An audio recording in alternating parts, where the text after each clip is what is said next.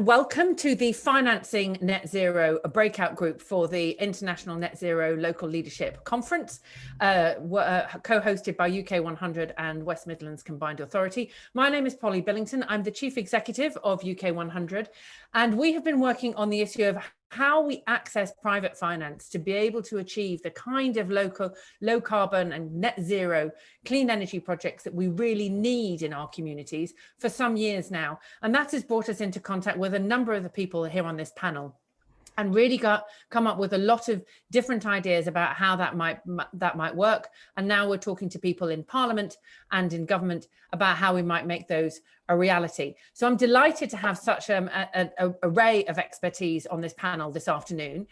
We have Ramarie Thomas, who is the Chief Executive of the Green Finance Institute, who we've been working with on the All-Party Parliamentary Group on Sustainable Finance. We have Mayor Marvin Rees, the directly elected Mayor of Bristol, who has been leading conversations across the C40 and with many other members of the local leadership network in the UK, including core cities, on how to access private finance. And Bristol's City Leap project is, of course, one that is well known amongst many people who are trying to develop ways of securing the investment that is required at local level. And then I'm delighted also to welcome Greg Clark from HSBC. HSBC are one of our business supporters for this conference and have worked closely with us on the All-Party Parliamentary Group on Sustainable Finance as well. And also we have Anthony Brown MP, who is the MP for South Cambridgeshire and also the chair of the All-Party Parliamentary Group on, I'm going to say devolution, but now I'm thinking I've got it wrong. It's the environment. That's right. I'm so sorry, Anthony. I've got too many APPGs in my head. But it's really great to have this range of expertise.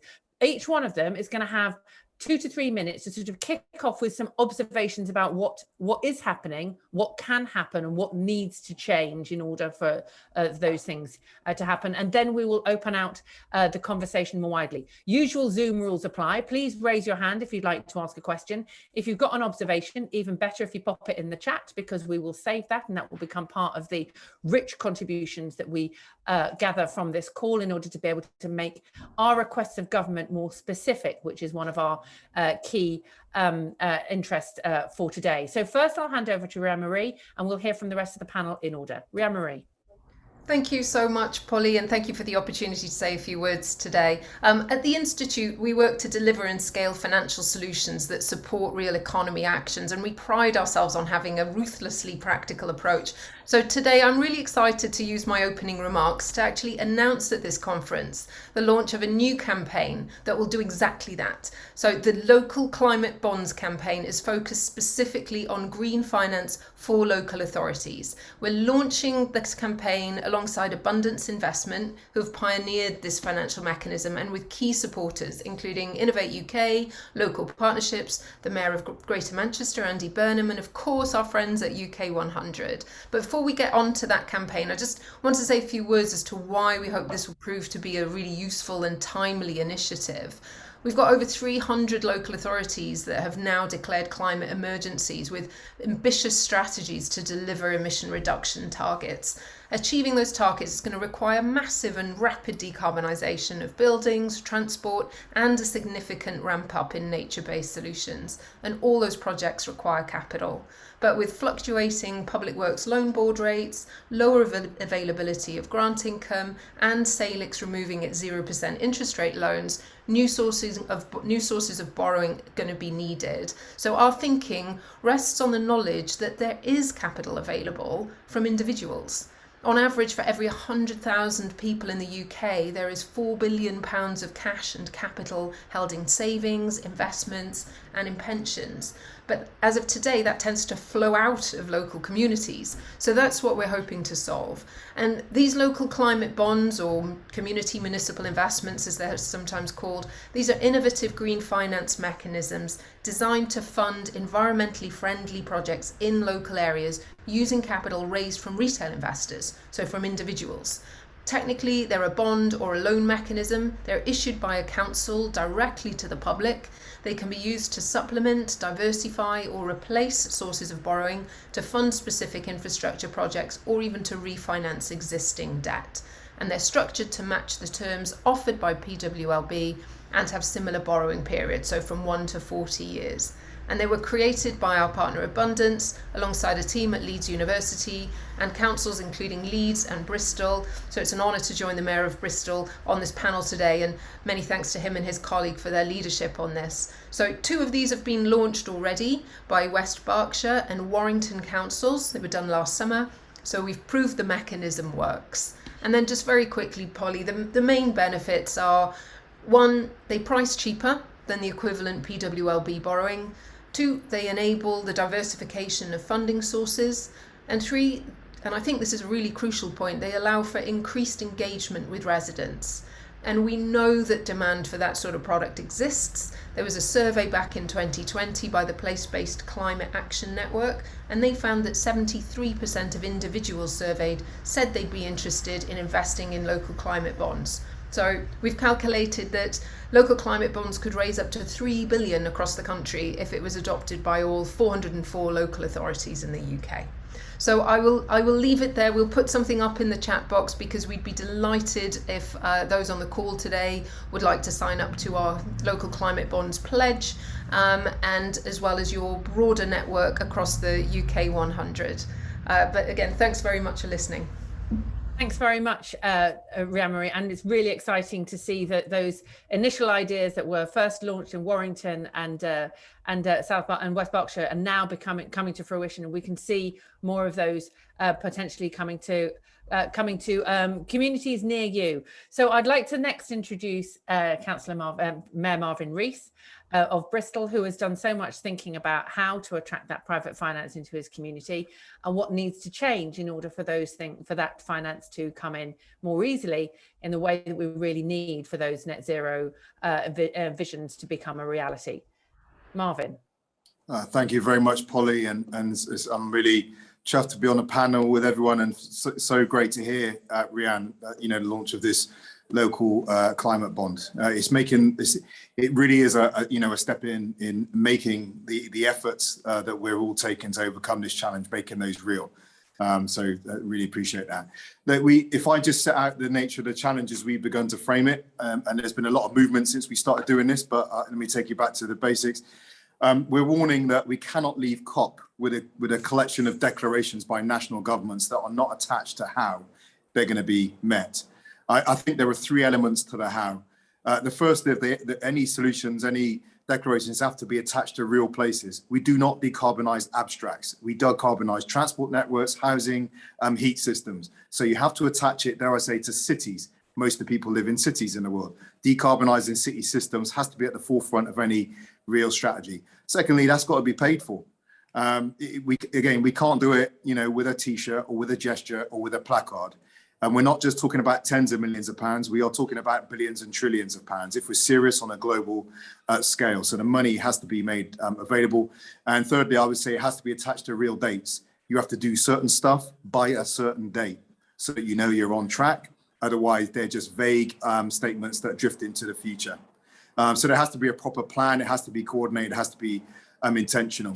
If I can just put this in perspective for us in Bristol, we have done the work, and to cover the cost of decarbonising our buildings and transport and energy, we estimate over 9 billion, about 9.2 billion pounds. We don't have 9.2 billion pounds right here, right now, but we're talking about transport, district heating, building refurbishment, solar energy, electricity, grid upgrades. So it is real money, and that takes money that is put up front, not drip fed over a period of years ahead where we don't know which way is up and what we're going to do next week or next year. If we get that money in a predictable, reliable vehicle, then we will be able to plan that transition. And planning that transition is essential. The scale of the challenge and the potential chaos of climate change is of such that we have to put as much order ahead of that challenge, as possible. We need capacity in local government. It's not just spending money on the projects themselves. It's the skills and the backroom capacity of council officers to bring these investable projects to a state where they are market ready. We need finance in the wider social context within which this transition takes place. Things like living wage, things like tackling hunger and period poverty to help us support a just transition. That if we do not support a just transition, we end up with political electoral backlash against the scale and pace of change that's needed. And we've got to get local governments beyond those horrific choices they sometimes are now having to face, and we faced it in Bristol, between putting money into the medium to long-term challenge of climate change versus the short-term challenge of adult social care and children's mental health. So we have to get real about the scale of challenges we face. I'll cut some stuff out, but let me just say what we urgently need from government to catch up with where the challenge is. We need long-term sustainable funding. We've got to get beyond funding that is short-term and is short-term competitive bidding rounds. We all need to deliver. It cannot be whoever puts in the best submission. Government needs to be proactive. We need government departments to line up. They control lots of organizations that impact on lots of city systems. And we need this investment front-loaded. There's no point making big announcements in 2028. We need the plan in place in time for COP, and we need that investment front-loaded. Then we'll be able to line up decarbonisation, the recovery of nature with the creation of jobs and the recovery and the transition of our city economies. Thanks so much, Marvin. That was really great and a really good perspective from local leaders. You might can have all the vision you want, but unless you can access the money, then really they just stay those plans on the table. So next, I'd like to bring in Greg Clark from HSBC, one of our supporters for today's conference, who's been thinking about this for a long time and has started to understand what might be the potential structures that could work and where exactly we need to be able to invest that development capital, what the role is of private sector finance in that, and also what the role is of public sector to be able to de-risk some of the ideas we're talking about. Greg. Well, good afternoon, Polly, and it's great to be here on the panel with Rhian Marie, with Marvin and with Anthony, and I was really inspired by what Marvin and Rhian Marie just said. Very quickly, HSBC is a global financial institution. Although it's headquartered in the UK, it's active in 67 countries, covering 300 major cities. I'm the global group advisor on cities at the bank, so I spend a lot of time in other markets. But one of the advantages of that is that you can see the UK with a bit of a global lens on it. So our bank has made a commitment to be net zero in its own operations by 2030. It's committed 100 trillion to a net zero transition with its clients by 2050. It's committed 100 million, these are all dollar figures, to invest in new green technologies. It's also part of all of these big global coalitions, GFANZ that was launched only last week, the Glasgow Financial Alliance for Net Zero, as well as many other groups. And we also have a specialist ESG unit. What that means really is that the bank is providing money to cities and to local governments in three ways. In some markets, we're able to provide finance directly to cities for the net zero transition. And that's in the markets where cities have borrowing powers. So Mexico City, Bogota, Hong Kong, Shanghai, many others, where those cities have borrowing powers, we can lend money to them directly for net zero. In other markets, we lend indirectly into cities, and much of that is into utility companies, construction companies, energy companies, mobility providers. And in others, it's as a wholesale financier, lending money to sovereign governments, lending it to development finance institutions, national infrastructure banks, and others, and developing what we would call blended finance solutions. Now, there's a massive acceleration in what private sector financial institutions are doing in this space. And if you like, the buildup of available capital is really quite stark. But the issue, of course, is matching that capital with the local initiatives in just the way that Marvin brilliantly just described. Now, one of the issues I foresee in all of this is that the global debate about the net zero transition is often focused on sectors. We think about decarbonizing energy or industry or mobility or real estate. And although that's necessary and essential, it's not actually sufficient for what we need to do, because I believe this needs to be complemented by place-based approaches. And I don't think that I need to rehearse in this conference why place-based approaches are so important. But it seems to me that place leaders like Marvin are able to shape citizen choices and behaviors. They're able to influence the consumption and the mobility and other choices that people make. They're able to set big ambitions which inspire people to make changes. They're able to integrate things that are otherwise not integrated. And in particular, in many countries, place-based leaders can shape land uses and mobility choices through their planning powers in a way that nobody else can. So there's a regulatory power that's very important there. They can also, of course, repurpose and redesign places so that it makes net zero behaviors much more attractive and palatable to people. And I foresee that they can assemble investment opportunities. And Rhian Marie's just described exactly how that can work. And I think that place-based leaders are much better at tackling what we might call the unintended consequences, the just transition issues that Marvin just mentioned, as well as optimizing what I would call the non-climate benefits of the net zero transition, particularly in jobs and enterprises and efficiencies and cleaner air and everything else. So we need to have a place-based approach in all of this as well.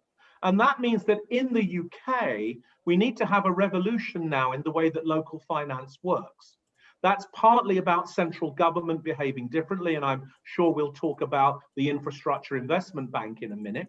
But it's also about us having a period of experimentation where, if you like, Treasury rules are flexibilized so that we can find ways in which the commercial capital that I can see the big build-up of here is much more applicable to the kind of local initiatives that Marvin spoke about before.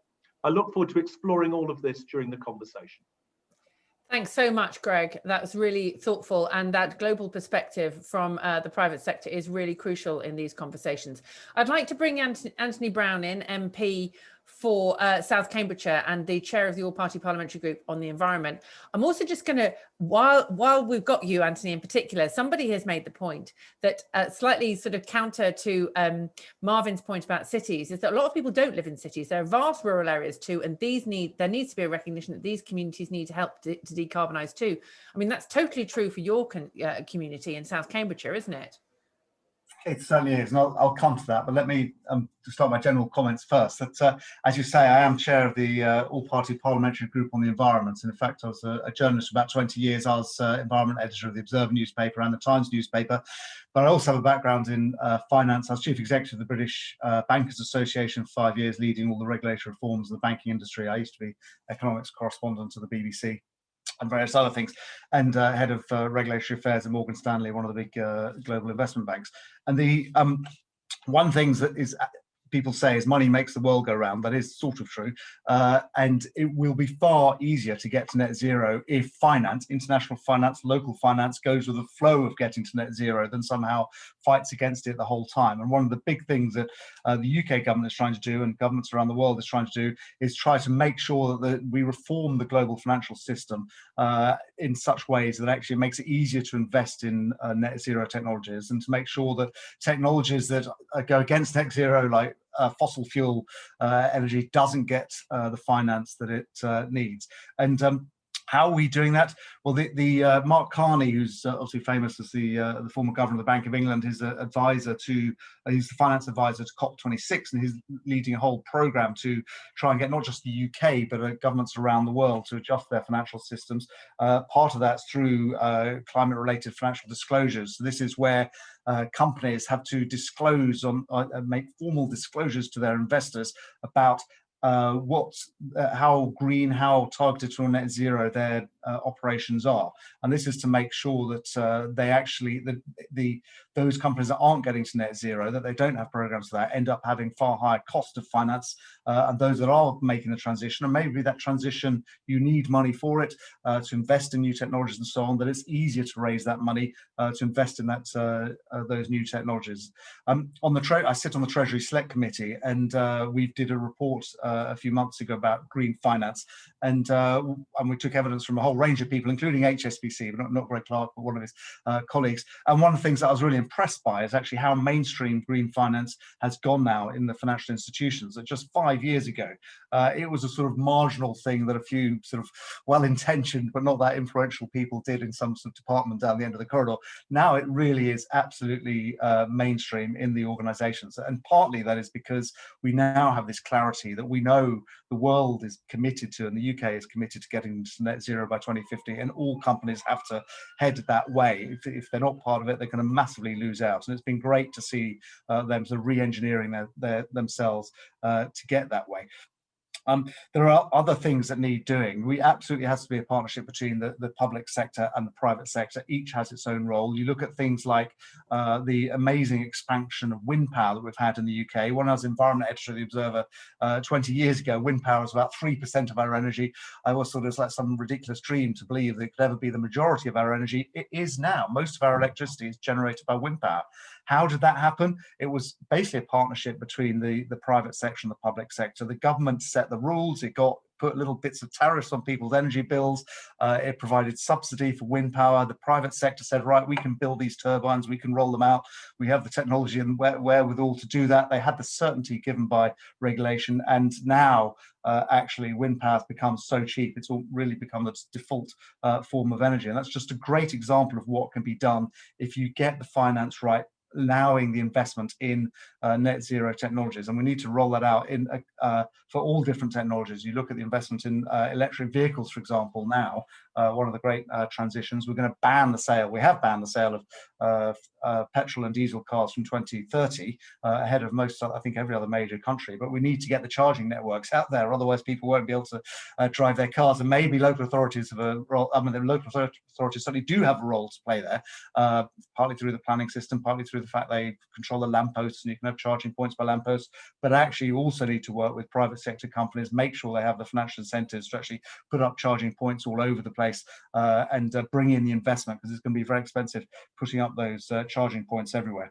And one other thing that I think is important to get the finance in the right place is carbon pricing. So this is it's a bit sort of abstract, but this is basically putting a cost on the ton of carbon dioxide emission in the atmosphere, so that this creates the right financial incentives for companies to be able to invest in net zero technologies. And they know if they're going to reduce carbon emissions by 10 million tons, they'll get X million pounds as a result of it. They need certainty on that, which comes to the point that Mayor Rees was making. But actually, we need to get that carbon pricing right to ensure there is really the billions of pounds of investment that is needed. And government clearly needs to be on board with this as well. The UK, we've had a good track record so far on greenhouse gas emissions. We've reduced more than any other major country, but actually it's all been the low-hanging fruit, and we've got all the really difficult stuff to come now, and we absolutely can't rest on our laurels. Things like decarbonising homes, moving from gas boilers to heat pumps, is going to be a very, very expensive, very tricky business. The government needs to set out a framework for that, with the finance all pointing in the right direction and encouraging that sort of investment. I'm sure I've done more than my 3 minutes. And to answer the point about rural stuff, yes, it is. Thank you very much, Anthony. Can we come back to the rural stuff in a little bit? Okay. Because I'm just highly aware that we've got lots of questions already, which is fantastic. I particularly like to bring in Rufus Grantham from Bankers Without Boundaries. Rufus, I know you put 2 questions in the chat. Can you see if you can kind of summarize the 2 of them so that we can get them in, and then I'll bring some other people in. Rufus, you'll need to unmute yourself. Thank you, Polly. Yeah, my name's Rufus Grantham. I work for an organisation called BWB. We're a not-for-profit climate finance advisory firm, so we do a lot of work with local authorities on all of this stuff. There's a question on local leaders being able to access finance. I guess, Marvin, I'm kind of looking at you particularly here as experiencing this. One, revenue funding versus capital funding. We spoke to one local authority who is struggling to spend a 15 million capital budget because they just don't have the capacity or finance to bring in advice to structure the right kind of projects. And then secondly, on capital funding, a lot of the net zero action plans we look through at local authorities focus on national government money, on residents, on local businesses, not so much on private finance. How are you finding the challenge of moving away from a kind of grant funding mindset to an investment financing mindset, looking at the annuity streams that can run from some of these projects and using that to tap into long-term, patient, impact-focused capital? Great question. Who's got an answer? And I can have a little stab, and then people with more expertise than me can come in. First off, struggling to spend. We face that as well. Look, one of the points I've made about austerity is it doesn't just impact on frontline services that we often talk about, publics, toilets, parks, and libraries. It's backroom capacity that goes, because it's the backroom capacity that kind of disappears invisibly. But it's that capacity of our lawyers, our planners, our strategists, our consultants, even though they're not a nice word in the public sector, as you know.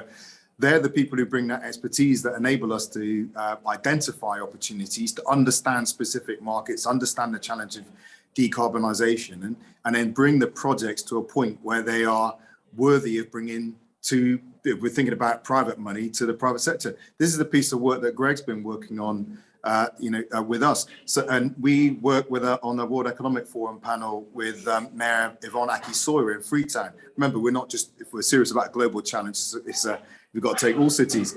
So Yvonne in Freetown will say, bringing the projects to decarbonise Freetown to the market is a massive financial challenge before you've even done it.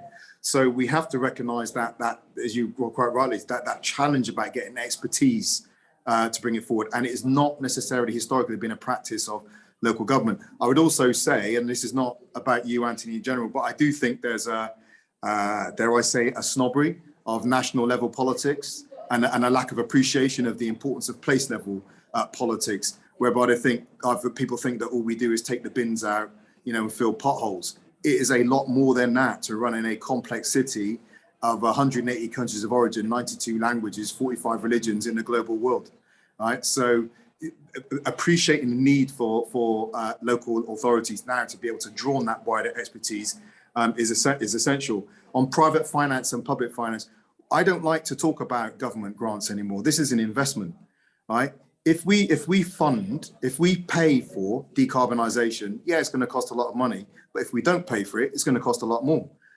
By definition, for me, that's an investment, right? Reducing future costs, and it's an investment in jobs. Now, we have been working incredibly hard to access private finance through a scheme, I won't go into detail now, say for City Leap, which is about decarbonising our energy system from generation to distribution, storage, and smart usage. That is wholly a Bristol innovation with the private sector, without much support coming from anywhere else that we were working on. There's lots of risk in that, by the way. And again, this is a challenge that national government and all of us have to take on, that local governments have to take risks to deliver this decarbonisation. But it's a risk that we are taking on local level. So we're absolutely trying to build those relationships with the private sector.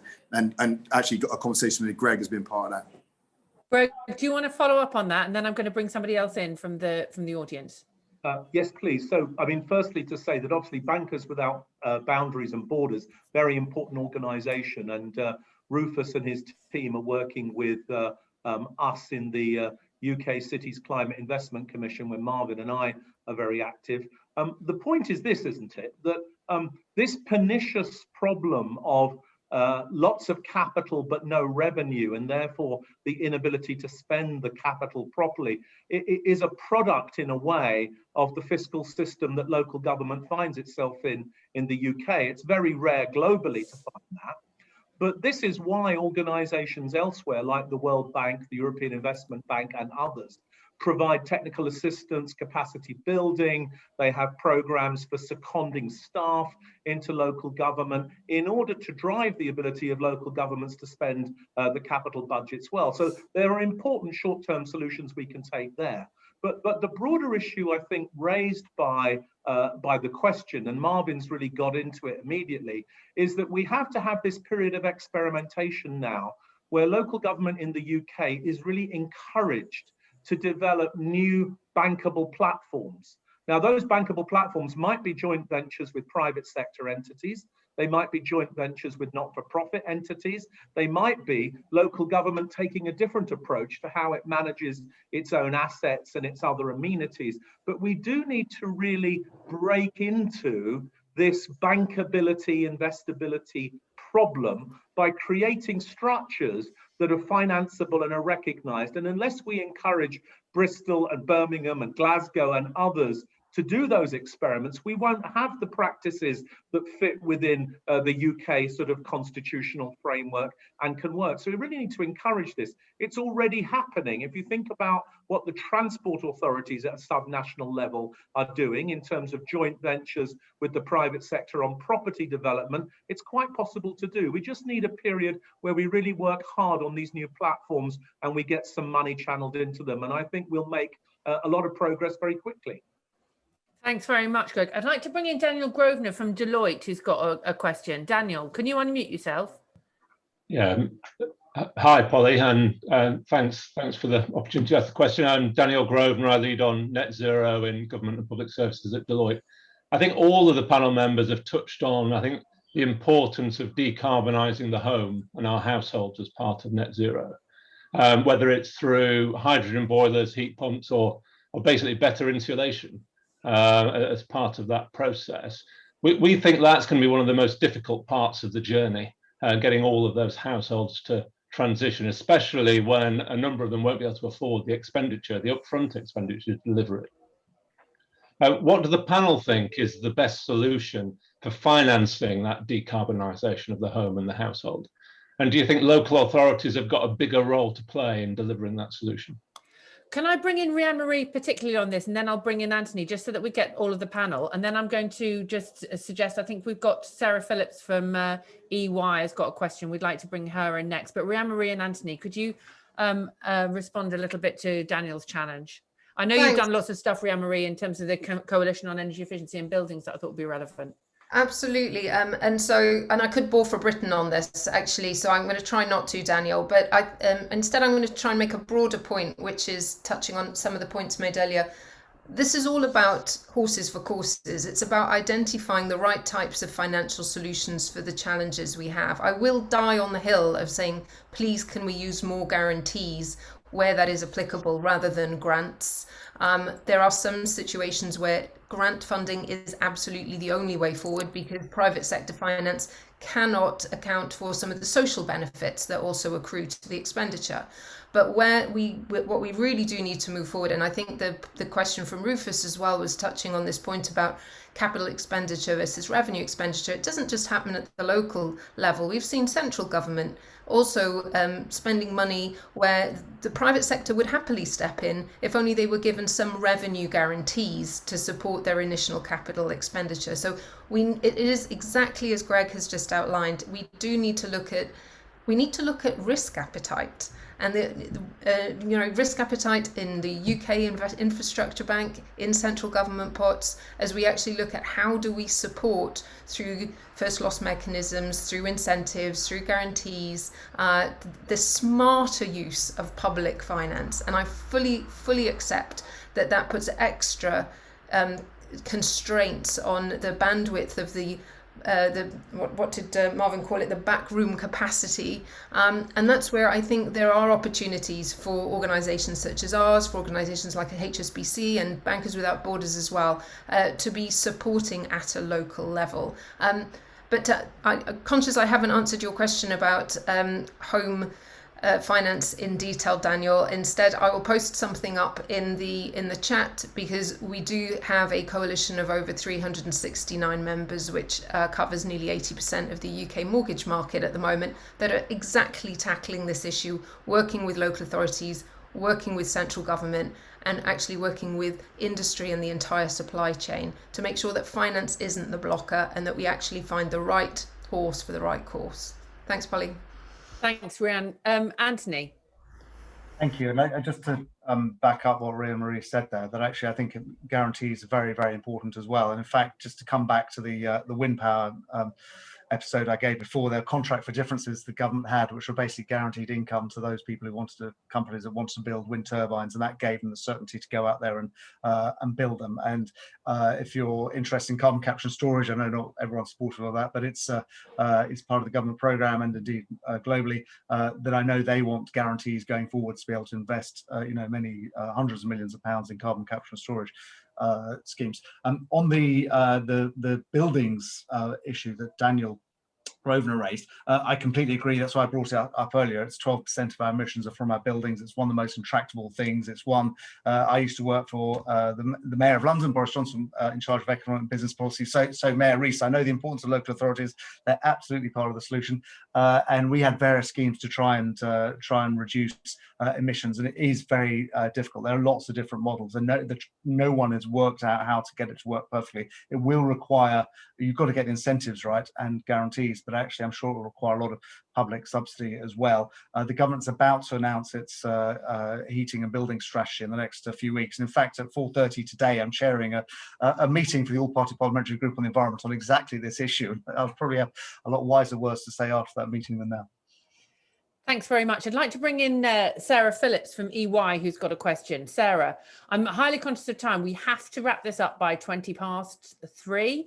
So I want everyone's questions to stay short and everyone's answers as well, if we can. Sarah from EY. Can you unmute, Sarah? You can unmute now and show and add your video as well if you can. Thank you. Thank you very much. A couple of the panelists have mentioned the UK Infrastructure Bank, and I think it provides an opportunity to really mobilise private capital at scale to fund some of these investments that we're talking about. Secondly, the COVID response has shown the importance of local leaders like the mayors in responding to financial, societal and environmental impacts of the pandemic. And so it's really positive to read that the UK Infrastructure Bank will soon offer financing to local and mayoral authorities across the UK. My work, working with local authorities, much like Rhian Marie's, indicates that there is more liquidity in the infrastructure market and appetite for green financing solutions like bonds than ever before. So my question to the panelists is, do you share the market concern that rather than truly de-risking projects and addressing market failure at the local level to crowd in investment, it could actually crowd out private investors by backing projects that are already commercially viable, or simply be a redistribution of existing funds or grants? Who would like to answer that first? Greg. Well, it's a very juicy question from Sarah, because she'll be aware that in other parts of the world, this critique of development finance institutions as crowding out rather than crowding in is sometimes given, particularly at certain points in their cycle when they've got unspent capital they have to deliver. But hopefully they'll listen to what Rhian Marie was saying, and they'll realize that this is about facilitating private investment with guarantees, with subordinated funds, with interest rate discounts, with all the tools that enable the market to deliver more capital to these kinds of transitionary projects. And they'll avoid, as it were, the obvious mistake of simply putting capital into the most bankable projects. What they've got to do is work at the margins to enlarge the whole market. I don't for a minute suspect that they won't think in that way. It's only when the pressure comes and they haven't utilized all their money at a certain point in the cycle that we have to beware. We are aware of, oh, sorry, Rhian Marie, I was just going to say that Treasury were very anxious about this when they were setting it up, particularly when we were talking to them about the importance of net zero local projects. But we think we've managed to convince them that this is actually an opportunity to crowd in rather than to crowd out. It did take quite a lot of work, Sarah, I'll tell you that. Rhian Marie. Thank you, Sarah, for the question. And I won't echo what Greg has said or the points you just made, Polly, because I'm optimistic that we can actually crack this one. I just wanted to point to a more global piece of work that we did a little while ago with our partners in the States, where we looked at green investment banks around the world, of which there are about 28. And on average, they crowd in 2.5 times the money that they spend. So whilst I do agree we need to make sure that all these banks have got a mandate to create new asset classes and to crowd in and to leverage their balance sheets as much as possible, there is evidence that they do succeed in doing that. So they can be a very, very effective tool in our armory to try and channel the trillions towards where we need it to go. That's great. Thank you so much. I wanted to pick up a little bit on what Anthony was saying about the offshore wind, because I quite often say, Anthony, it didn't happen by magic. Sometimes people, you would have thought by the way that some people talk about offshore wind that this suddenly the wind started blowing and we had the turbines up. But as you say, this was a lot of work. I'd like to bring in Charles Abel-Smith, who was actually formerly a director of the Green Investment Bank and does some of our research. I think he's got a specific question on this, which you might want to answer, Anthony. Charles, can we bring you in, and if you can unmute yourself and ask a question, that would be fantastic. Thanks, Polly. Yeah, and as Anthony explained, the offshore wind industry is a great example of how government support has helped a specific low carbon technology to develop. I mean, key elements of this success were government pledges on guaranteed income for the electricity it generates, and also the financing support through in private capital at scale. But another key ingredient of success was that it was a single technology which could be deployed at scale. It therefore attracted leading industry players once they could see how they could generate an acceptable return from investing in the sector across all parts of its supply chain. And this activity and experience has helped drive down unit costs to make offshore wind a really increasingly competitive source of renewable energy. So the question I have for the panel is, how can we best replicate the success of offshore wind with place-based net zero technologies such as building retrofit, heat pumps and EV charging, whilst ensuring that jobs are created in these communities? And what role do you see for the UK Infrastructure Bank in helping to achieve this? Can I ask Anthony that question? Yeah. I think the answer is don't throw all your eggs in one basket. And so at the time when wind power was starting to take off, there were other technologies that seemed a similar sort of bet at the time. If you remember sort of wave technologies and solar power and various other things. And there was a time 20 years ago when no one really knew which one was going to be the winner. And actually the government sort of pushed forwards on various fronts of different schemes. And it then became clear that the one that could really scale up was wind power. And it's not just this government, but previous Labour government, we all sort of pushed in the same direction. So I think that the risk is taking a sort of premature approach of just sort of one technology and saying, right, we're just going to back that and not try anything else, and just keep it as open as possible until it's really clear which technologies would benefit from government support. That's really helpful. Rhian-Marie? I was just going to say, when we set up the Green Finance Institute a couple of years ago with backing from the Treasury, BEIS and the City of London Corporation, I actually used the example, which is a world-class example of how we developed the offshore wind industry in the UK as basically as our template for the work that we do on decarbonising road transport, decarbonising homes, and increasingly the work we're doing on nature-based solutions. And at the risk of not repeating what Anthony has already mentioned, but it is fairly formulaic how you look at identifying a high potential technology, making sure that you have clarity in your policy making about the longevity of that particular technology pathway, making sure that you've got the right sort of public finance institution, in that case it was the Green Investment Bank, that's providing the right sort of de-risking mechanism. And obviously there was the contracts for difference, there was also the auctions that were set up, and then over time using that pump prime finance to catalyze the industry and then bring in private investment. We have done this before. We do have a fantastic green blueprint, or green print as I like to call it, but it's hard work, and it's granular, and it's not particularly sexy, and it doesn't lend itself to great big announceables on the world stage. And so my answer to the question is, how do we do this? We have to collaborate. We have to pull groups together, like you do, Polly, like we do, like the Banks Without Borders do, to actually roll our sleeves up and work from the ground up on how we're going to solve for all these challenges in a place-based way. Thanks very much, Rhian-Marie. I'm aware of time, so I'd like to bring in one. We've got Diane Jones from South Lakeland District Council, councillor, cabinet member with responsibility for climate emergency, absolutely in the eye of all of this. Diane, I think you're probably going to back up a little bit of the observations earlier about this isn't just about cities, but also what does that mean for how we finance rural places as well? Diane. Yeah, thank you, Polly. Yeah, thank you, everybody. It's been really interesting. And underpinning all of this for me, as a local award council level as well, which means parishes and town councils, is actually bringing everybody together in a cohesive way, because it looks like we all want to get to the same destination, but we don't want to do it together, which is really frustrating when I'm actually community based and people orientated, to find these barriers when we're trying to help everybody at the end of the day. I think the politics makes an ugly business, an unattractive business of doing this collaboratively.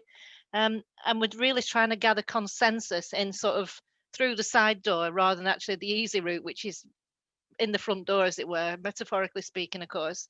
So any advice from anybody, how you do this, how you get consensus, how you put the politics to one side when you've been democratically elected and you belong to a particular group, I would welcome chats with city people, rural people, anybody. That sounds like I'm really desperate. Sorry about that, guys. But it is one of those, we want to get some forward motion with this, because we've got some good ideas and we know people are really keen to join in, but they only get so far and then they go, oh, hang on a minute, just wait, right there, I can't do anymore. But we really enjoyed listening to what you had to say. We'll see you next time, kind of thing. That's very blunt, but it's very frustrating. It's very frustrating. And we're going through a local government reorganisation as well. And we've got boundary changes. So it's kind of like stacking up. I better not say anymore because I will get too political. Sorry, Polly. Thanks for the opportunity to speak. It's fine. It's just what I'm thinking, that actually your experience will actually not be that different from what Mayor Marvin will have experienced really early on in the process of developing the City Leap programme. There's an enormous amount of patience required, and bringing together people who are not used to talking to each other. As I keep pointing out, I didn't realise that finance people were so different. You've got a director of finance in local authorities who will be used to money coming in, services going out. Well, that's a very different perspective from somebody like Rianne or Greg, who is thinking, well, what's the rate of return, and what do I do? What about the shareholders and all those kind of things? It's a different perspective. How did people on the panel might well have some advice for Diane in terms of how she gets from all of that ambition to something which really can be investable for the bankers to be able to come in? I don't know. Marvin, Rianne Marie, Anthony, you've got your hand up. Yeah, thank you. As I mentioned earlier, I worked for Boris Johnson when he was Mayor of London, and we had 32 boroughs in London of different political persuasions. We had to work together, and I completely understand your frustration in trying to build alliances. And you do need good governance in the public sector, but I think that sort of politics, it can get in the way. It's really frustrating. I think all politically elected people, representatives, that we've got 3 of us here that I can see at the moment, have a responsibility to focus on what is best for the residents and the voters and the environment, rather than sort of any party political advantage. And we owe it to our fellow citizens to do that. Easy to say. The one thing I would say about climate change that I've been quite struck by is actually the extraordinary cross-party consensus on this. And you look at the various votes that have been on climate change since I was elected to Parliament 2019, and basically on all of them, there's been cross-party support. Things like the banning the sale of fossil fuel vehicles, the setting the legal target for 2050, getting net zero by then. I don't think a single MP voted against it from any political party. So it is possible to get support. I think the way, one tip, Ronald Reagan once said, you can achieve everything in politics if you don't try and get credit for it. You need to be generous with credit to other people, and you'll get an awful lot further. If everyone can say they are the, they help do something and they can get credit for it, then you'll get far further than if you try and get all the credit and don't let anyone else have it. Failure is an orphan, success has many parents. Mayor Marvin. Thank you. 3 quick things. Unfortunately, I think some of the politics around climate is some of the most unfriendly politics in this country at the moment, actually. I think I wrote a little piece about it the other day. I think climate can come second to people's desires to show that they are the most right on people in the area. And the whole kind of environment and movement, the climate movement, really needs to get a grip, particularly of some of its social media activity, to be frank. So that does kind of undermine the ability to build the relationships we need. But having said that, the hope is that the leadership around climate change and consensus is more than just about political and campaign interactions. It's about institutions. So in Bristol, the commitment on climate change is not just about local government, it's about the NHS, it's about schools, businesses, voluntary sector organisations, many people who don't often get tied up in the bun fights that pass off as meaningful political debate too often. The third thing I would just say is the point you make about people coming with you is why I emphasize the need for a just transition, and the need not, when we talk about climate, that we're not just talking about climate. It's no point turning up to someone and saying, I know your number one concern is your child being stabbed, but I got a problem that's bigger than that. It's that the world is dying. That's not respectful, and that will not bring people with you. We got to tackle hunger, child poverty, people in temporary accommodation. All of these social needs, these social crises are part of the pathway to bringing people with us on the global challenge of climate change. If we don't meet those needs, we won't be, not only will we not bring people with us, but we may save the planet, but we'll save a planet that's incredibly unjust. So we need to do the social transformation as well as we do the physical transformation. Thanks very much, Marvin. I'd just like to leave just one question to Rhian-Marie, because the launch of those bonds earlier, I think will be really useful for the people on the call, particularly those from local authorities. There's been some fantastic offers in the chat from a number of organisations who want to work with local authorities on a range of different issues in accessing finance. But how does a council get involved in that campaign with the bonds? That would be really helpful for the people who are on this call, and an opportunity to be able to build a campaign from the launch that you've just made today. Oh, thank you so much, Polly. We will be launching our local climate bonds pledge, which is an invitation. We'll be doing that over the course of this week. And that is an invitation for local authorities to pledge that they will try and raise one of these local climate bonds within 18 months of COP. And should they pledge to do that, and all details on our website, ourselves, our partners at Abundance will provide the financial expertise to help them through the process and to help them launch successfully. So please do get in touch. Polly would be more than happy to send out details to everyone on this call once the webinar is done. Thanks very much. And one last moment. Thank you. Can I just say thanks again to all of our panelists, Mayor Marvin Rees, Anthony Brown MP, Rhian-Marie Thomas from the Green Finance Institute, and Greg Clark from HSBC, who were one of our supporters for the conference today. Can I leave the final word to Sophie Lettier, who is our parliamentary officer and runs our all-party parliamentary group on sustainable finance. If you'd like to get involved in that, she will be able to outline a little bit more about what we do. Hi, Polly. Thank you so much for that. And thank you to all the speakers. I just wanted to end to say UK 100 runs the secretariat of the All Party Group on Sustainable Finance. We have a number of partners, including WWF, HSBC, the GFI, Share Action, and we are always looking to collaborate with businesses. We really act as a place for knowledge sharing and where we build political consensus among a broad range of actors, including academics, business, and parliamentarians. Obviously, we have an event next week, which we're super excited about. The mayor will also be joining us for that. It's on Tuesday at 3 p.m, Tuesday 20th, and you'll be able to find the information on our website and on Twitter. And I wanted to add that as sort of one of the actions we'll take away from this day is that we'll put together a little report for our APPG members to ensure that local is not overlooked in the broader conversation around sustainable finance when we're talking to parliamentarians. So just say, yeah, thank you so much, everyone. And if you want to get involved, just let me know. I've put my email address in the chat. Thanks again for all of your contributions. It was a really, really helpful discussion for us in order to be able to clarify exactly what we want to be asking and engaging of Treasury. Thanks again to our panel, and I hope we were able to welcome you to an all-party parliamentary group meeting anytime soon involving real economy outcomes and so forth, and further events with UK 100 championing local climate action and the need to change the rules so we can have more of it. Thanks again, everyone, and I hope you have a good rest of the day and the rest of the conference. Bye-bye.